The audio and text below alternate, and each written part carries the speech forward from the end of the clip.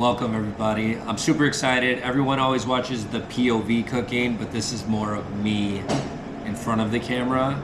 And with that being said, this is going to be our first podcast, our first episode. And we're going to call it From Scratch, a Cooking Journey.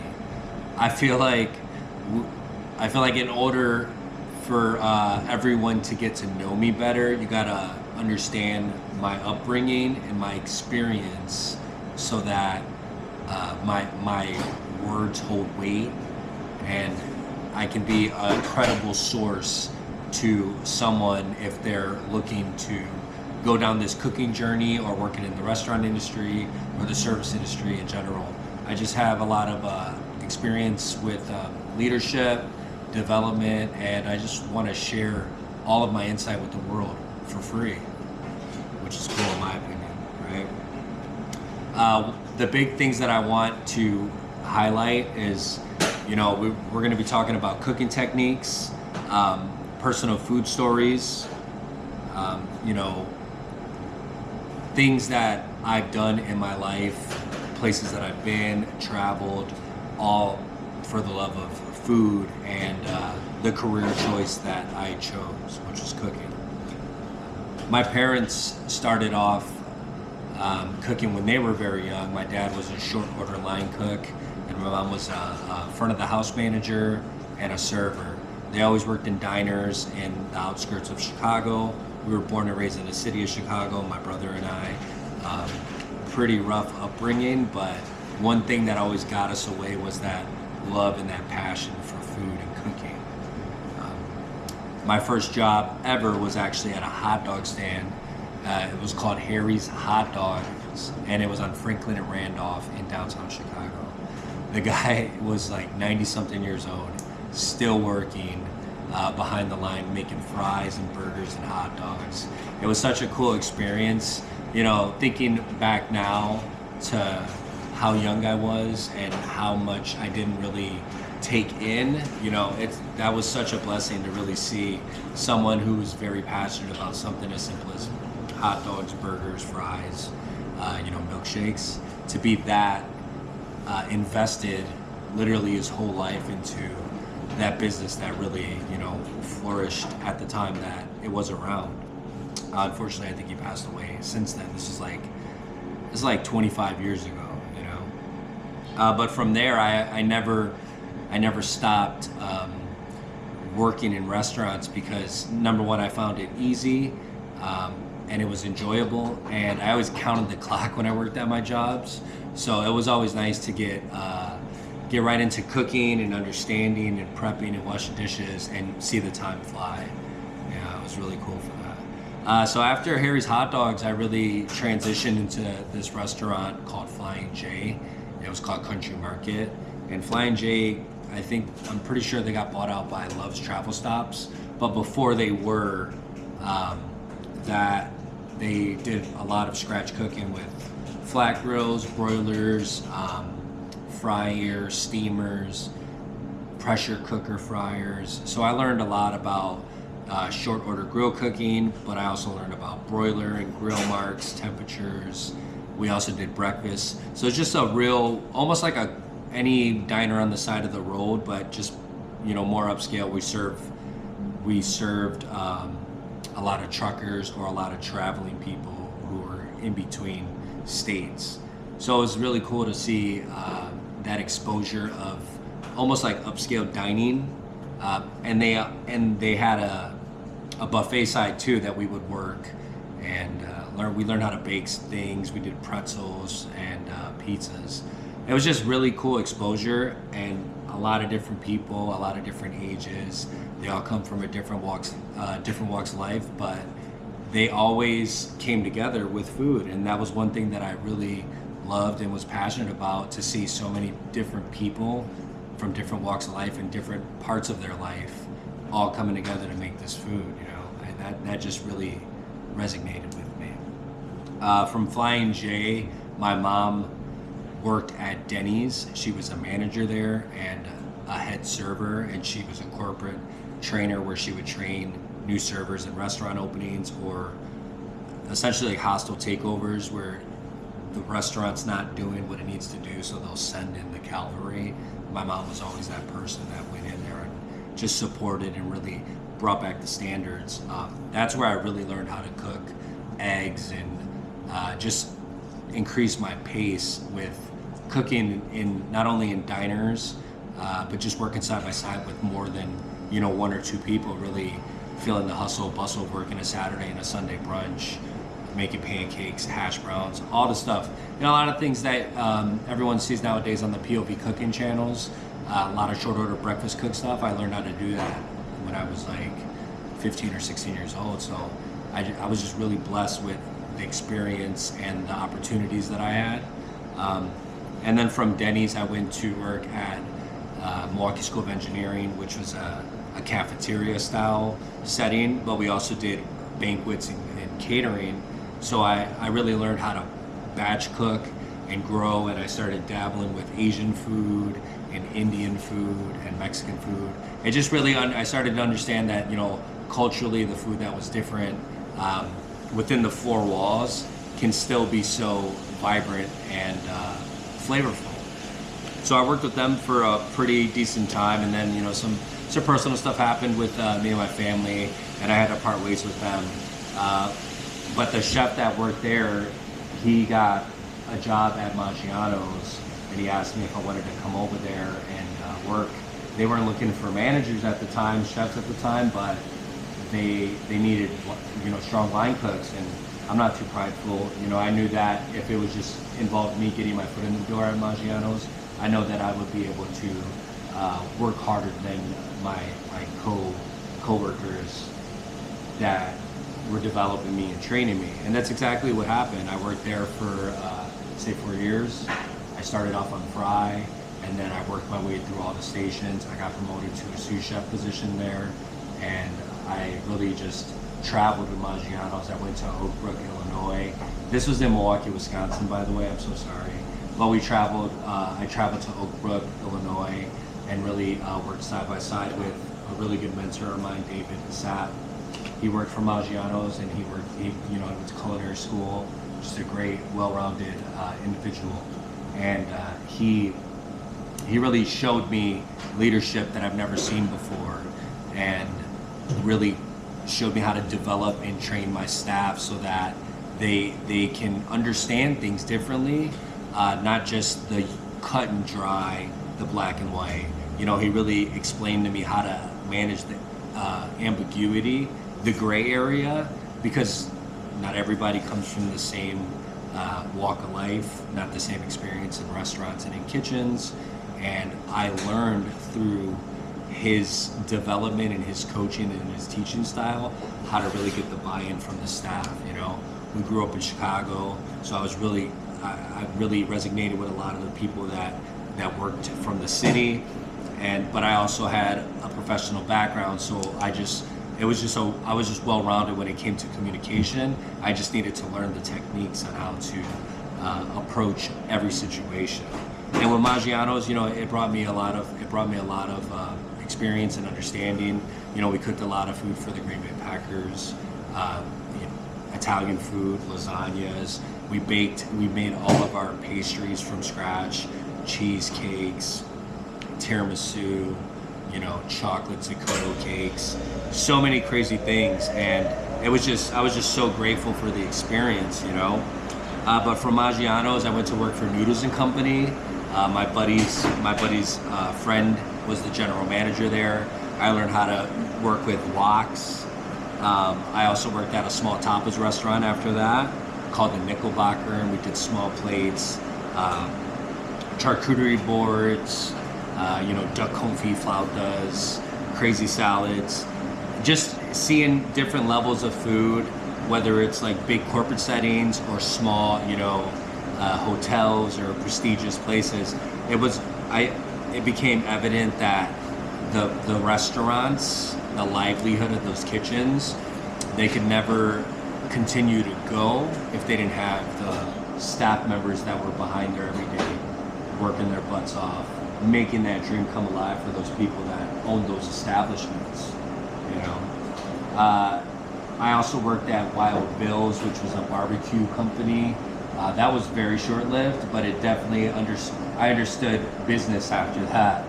I understood how real it is in the real world when you don't have the corporate backing or the franchise backing of working for companies that you have that job security, that safety where you know that your 401k is not going to be compromised, or your vacation hours are not going to get declined.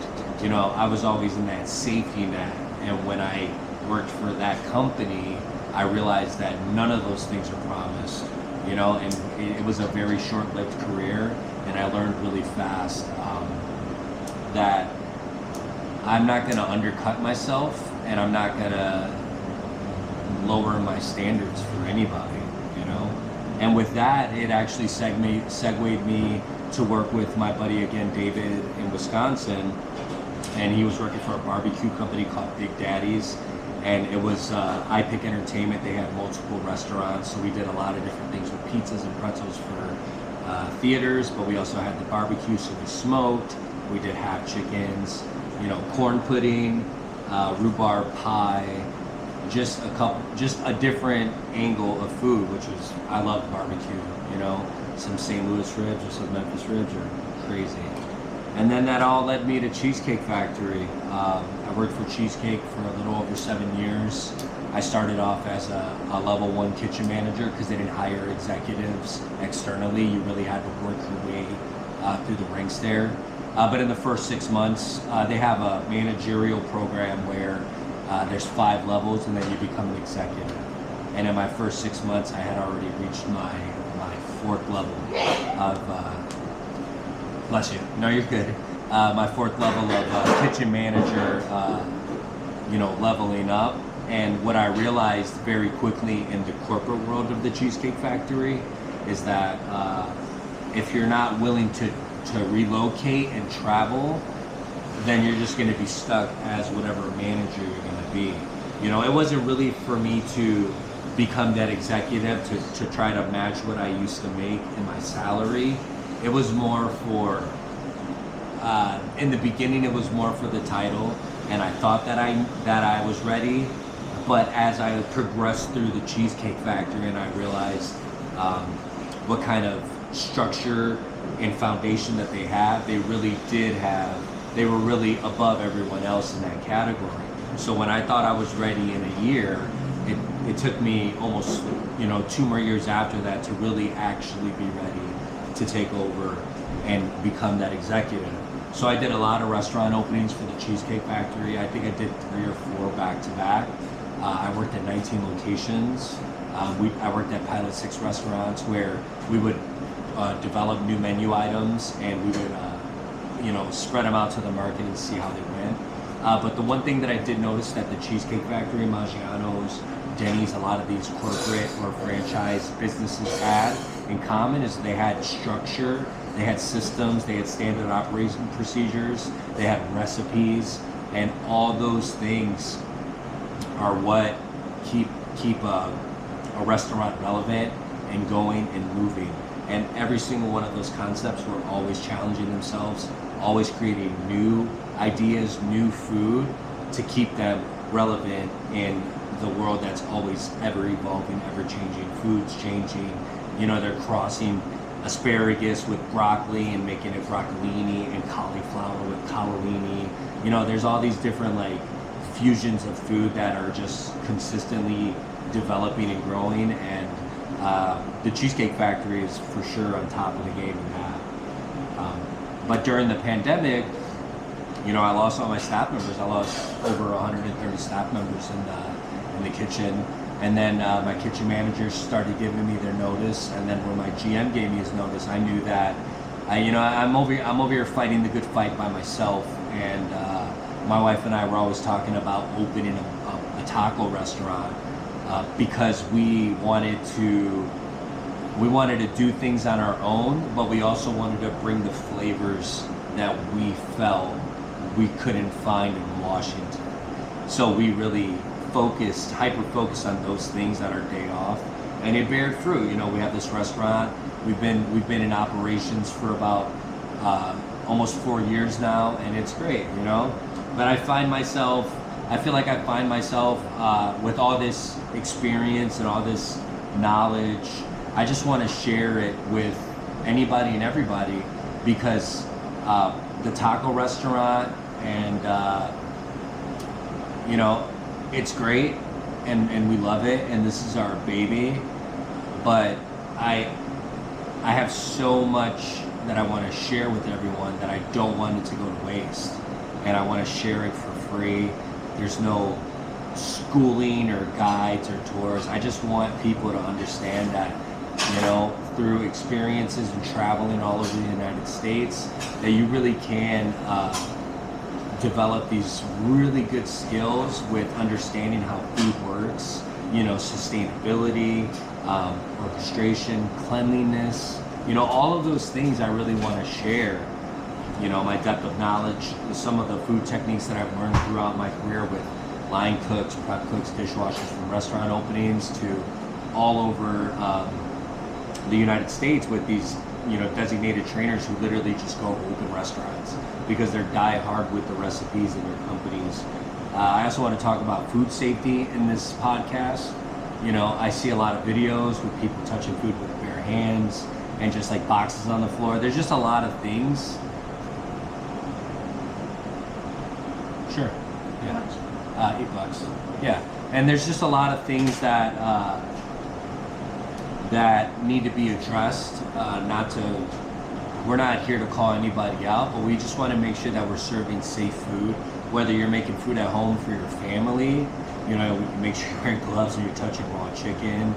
You know, just a couple things like that, and it could grow into something more. You know, leadership skills with how to develop yourself as whatever position you are in the kitchen to get to that next level, whether it's a dishwasher or it's an executive chef.